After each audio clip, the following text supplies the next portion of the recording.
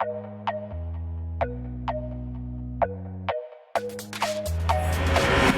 Outer Worlds is a game I really loved back when it launched. Made a whole video about the base game if you want to check it out because, well, that video flopped. But I enjoyed making it, so who really gets the last laugh?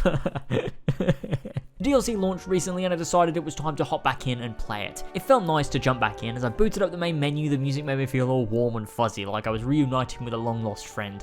And then I was greeted with the loading screen and promptly threw my controller out of the window at breakneck speed. I then went down, unlocked my front door, picked up the controller, came back inside, had a man come out about my broken window pane, had it replaced, and the game was still fucking loading. Honestly, the loading screens are this game's biggest flaw. And after some of the games that I've played between the Outer Worlds and now, it's a huge flaw, but we'll get into that. I also wanted to mention that this DLC isn't on Game Pass, and the main game is, which isn't a fault of the DLC itself, but it does make it slightly less accessible to those who might have played the main game on Game Pass. I'm sure it'll come to Game Pass down the line, but currently, it's not. Go check out my original Outer Worlds video if you haven't, and strap in as we discuss the first DLC, Peril on Gorgon.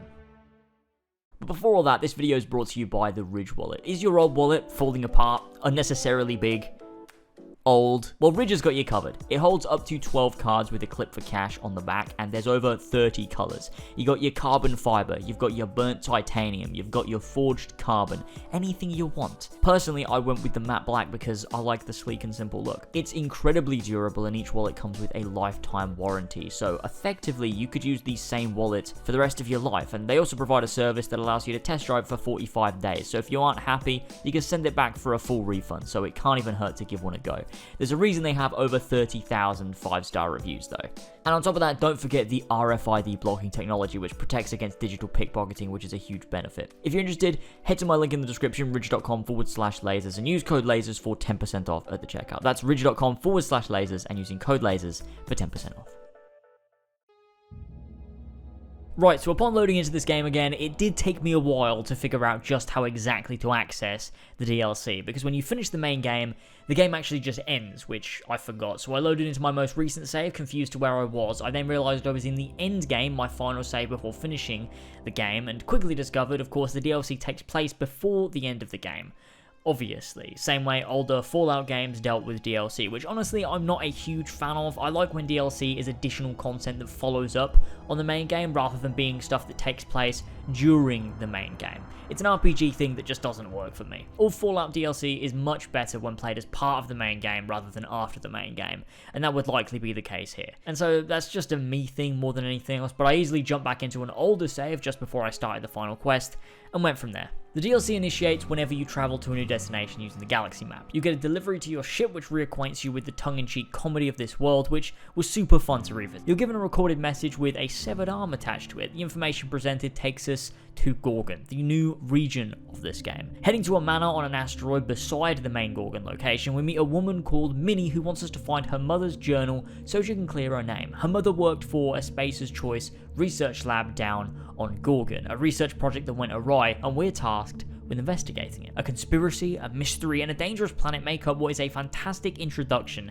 to the narrative of this questline. Now, Gorgon itself is fine. The setup and the context is far better than the actual content. Not necessarily of the quests, that shit's great. The planet itself is the same as every other planet, and this is one of the huge issues I have with the Outer Worlds. The settlement areas of each planet feel unique, and that's cool. Edgewater feels different from Byzantium, but the wilderness areas of these worlds are all the same. Funky fucking colors, the same wildlife, the same plants, and the same roads. It's not visually interesting, and I didn't feel entirely interested in exploring the world of Gorgon because it felt like every location I'd already been to, and that's an issue. When Dragonborn came out and we visited Solstheim, it was fucking hype. The area was new and different to Skyrim, and in a game where you're visiting entirely different planets, you'd think they'd be somewhat different, but they're just too similar for my liking. Exploration as well is stunted by the load times and the loading to enter interiors. I mentioned this in my review, but like, it's 2020. Why am I loading to enter a building? Why is there so much loading at all? I mean, look at this. I needed to go back and forth at one point, and so I was fast traveling, entering my ship, traveling again, exiting my ship, and everything, and 70% of that time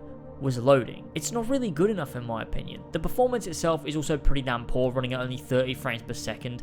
The game doesn't look that good, like it's decent visually other than some areas, but it's fine. I feel like this should be hitting 60 frames a second, especially on the Xbox One X, which is where I was playing. I feel like this game in a matter of 10 months has aged very poorly in the quality of life department, because the content is there, the quests are fun, I love the lore and characters, but the basic things like lighting, loading, frame rate drag this game's quality down, especially after almost a year. There are also these moments where the game would randomly load, like, come on, you can't load in this tiny world space at once. What were those long load times for if it has to then load again while I'm running down a road?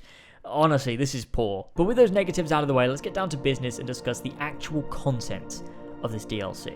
I stuck with my go-to companions for this questline being Parvati and Felix, two characters I felt I bonded most with over the course of the main game. Their continued input and back and forth banter managed to really bring this story to life, and I enjoyed seeing their reactions to things as we found them. The story itself was one I felt was very engaging and riveting. I enjoyed the mystery and I love a good conspiracy. So going to these old abandoned labs, reading all the terminals, rummaging through the old communications was incredibly fun and allowed me some insight into what was going on, and I found myself piecing together the story as I was going along, which was incredibly rewarding. In terms of gunplay, there was nothing incredibly new in the DLC that changed the game. It was centered entirely around story and world, which is fine. The gunplay was never the best part of the Outer Worlds anyway. Although, oddly enough, I found this DLC to be hard as hell at some points. I felt somehow I was totally underleveled despite having finished the main story with no problems at the level that I was, so I struggled at points, but it is nice to sometimes have a challenge. On the other hand, the enemies could be total damage sponges at points, which is not really my thing.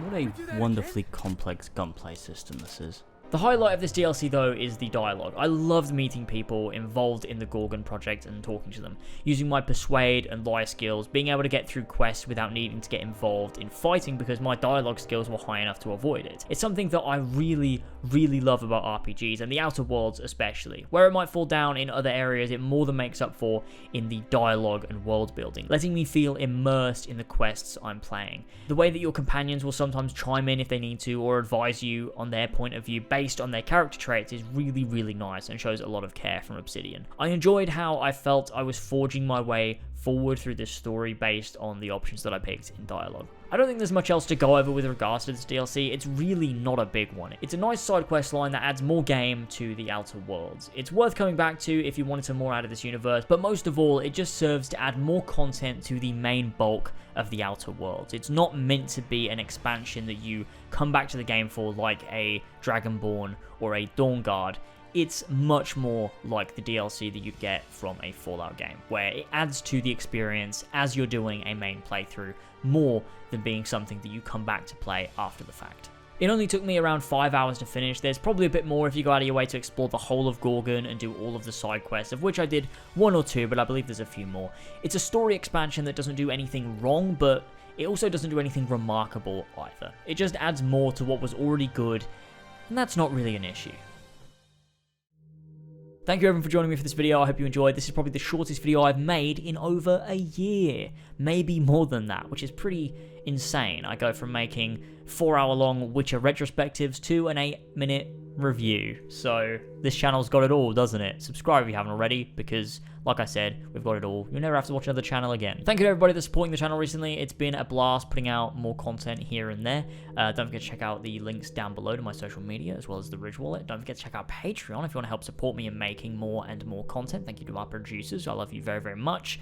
I'll see you very soon for another video. My next big project that I'm going to start working on now is my Hearts of Stone retrospective, coming out mid-October. So stay tuned for that. It's going to be big. Coming out 24 hours early over on Patreon, so there's that. And with that said, that's it for this video, and I will see you all very soon. Catch you obviously soon for another stream over on Lasers Live. I'm loving the streams recently. It's been a ton of fun. Go subscribe if you haven't already, and I'll see you guys very soon. Alright, catch you later. Bye-bye.